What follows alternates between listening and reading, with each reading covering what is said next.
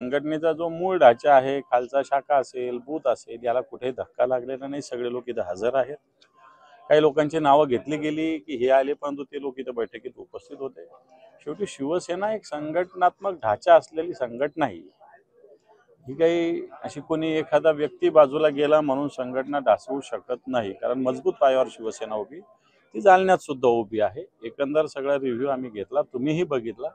संघटनेला कुठे धक्का लागलेला नाही आणि लागणार सुद्धा नाही. त्यांच्या जाण्यामुळे काही फरक जाणवेल असं वाटतं? मी तेच सांगितलं ना, संघटनेच्या ढाच्याला कुठे धक्का लागलेला नाही आणि तो लागणारही नाही. मला असं वाटतं नवीन तरुणांना संधी देऊ आणि येणाऱ्या काळात संघटन आणखी आधीपेक्षा मजबूत उभा करू. महापालिका आंबेडकरांनी प्रवेश करते वेळी सांगितलं की निष्ठावंतांना ठाकरे गटामध्ये संधी दिली जाते, उलट बाहेरून जे लोक येतात त्यांना राज्यसभा मिळते, विधान परिषदेत त्यांना संधी मिळते, डावललं जाते पक्षाने. हे पण आता जाण्याच्या वेळेस माणसाला कारण सांगावे लागतात, असं त्यांनी सांगितलं. परंतु मला सांगा, एकनाथ शिंदे म्हणतात की भास्करराव आमच्या बरोबर 2 वर्षांनी होते, अर्जुनरावच्या नेतृत्वाखालीच काम करत होते. असं असताना मग तुम्ही संघटनेशी ज्या पद्धतीनं गरज असताना निष्ठा ठेवली होती की नाही ठेवली होती, हा मला असं वाटतं आपल्या हृदयावर हात ठेवून विचारायचा प्रश्न आहे. मी काय व्यक्तिगत कोणावर काय बोलण्यात मला काही इंटरेस्ट नाही. परंतु शिवसेनेमध्ये आता आम्ही कोण आहे? हे नाना उपरे आहे का? मी उपरा आहे का? संतोष आंबरे उपरे आहे का? महेश नळी उपरे आहे का? अरे आम्ही बेसिक काम करणारे लोक संघटनेचे, गावातल्या शाखेपासून वाड्यातल्या नगरसेवकापासून अशा पद्धतीनं काम करणारे आम्ही सगळी मंडळी आहोत. आणि संघटनेच्या प्रोसेसमध्ये काही लोक येणं हे सगळं प्रोसेस चालू असते, त्याच्यात काय नवीन आहे? आगामी स्थानिक स्वराज्य संस्थेच्या निवडणुका आहे, तुम्ही कसे लढणार आहात? म्हणजे आघाडीत लढणार आहात का सोबळावर लढणार? हे पहा, आमचं सगळ्यात फर्स्ट प्रायोरिटी महाविकास आघाडी, जे आमचे पार्टनर आहेत काँग्रेस पक्ष, शरद पवारांचा राष्ट्रवादी काँग्रेस पक्ष आणि शिवसेना, असा आमचा लढण्याचा पूर्णपणे मानस आहे. यात बाकीच्या 3 पक्षावर कुठेही जाण्याचा प्रश्नच येत नाही. भारतीय जनता पार्टी, शिंदेचा पक्ष आणि अजितदादाचा पक्ष, या 3 पक्षावर कुठे जाण्याचा प्रश्न नाही. बाकी आमची दारं स्थानिक स्तरावर ओपन आहेत. फर्स्ट प्रायोरिटी आमची महाविकास आघाडीच. तेवढ्या जागा शिंदे गटाला लढाव्या लागतील असा खोचक तोला जातो विजय वडेट्टीवार यांनी पत्रकार परिषदेत लढवलेला आहे.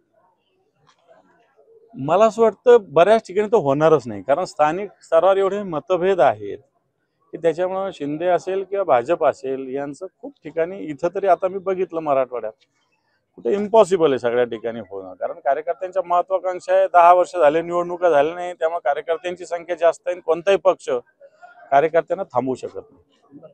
मुंबई महाविकास आघाडीत तुम्ही मनसेसोबत घेणार का?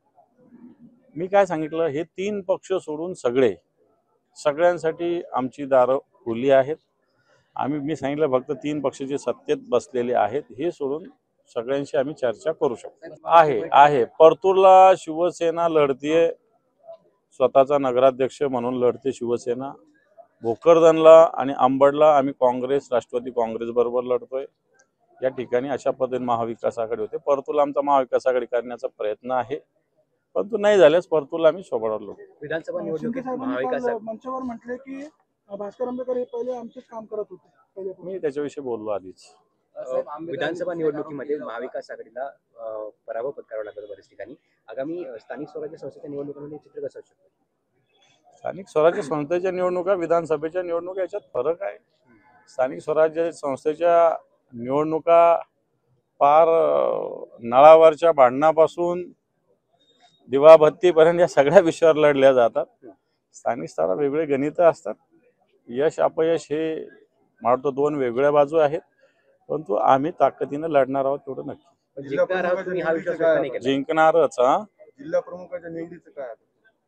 अजून 12 तास पण नाही झाले जाऊन, त्याच्यामुळे चर्चा, विचार विनिमय सगळ्या ज्येष्ठ शिवसैनिकाशी, सगळे उपजिल्हा प्रमुख, तालुका प्रमुख यांचा कल घेऊन मला असं वाटतं त्याच्याविषयी माननीय उद्धवजी ठाकरे साहेब निर्णय घेतील. नगर परिषद सदस्यांमध्ये जेव्हा पक्ष नेतृत्वाचा दौरा असायचा तेव्हा जिल्हा प्रमुखाला कळवलं जातं आणि जालन्याची पक्ष संघटना दुसऱ्या शहरातून चालते असं आंबेडकरांचं म्हणणं.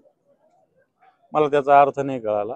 उद्धवजींचा दौरा ज्या वेळेस होता, मी स्वतः भास्कररावांना फोन केलेले. शिवसेनेत माझ्याकडे मराठवाड्याची जबाबदारी आहे. परवा उद्धवजींचा दौरा होता, मी स्वतः फोन केलेला. 15 दिवसापूर्वी दौरा होता, मी स्वतः फोन केलेला.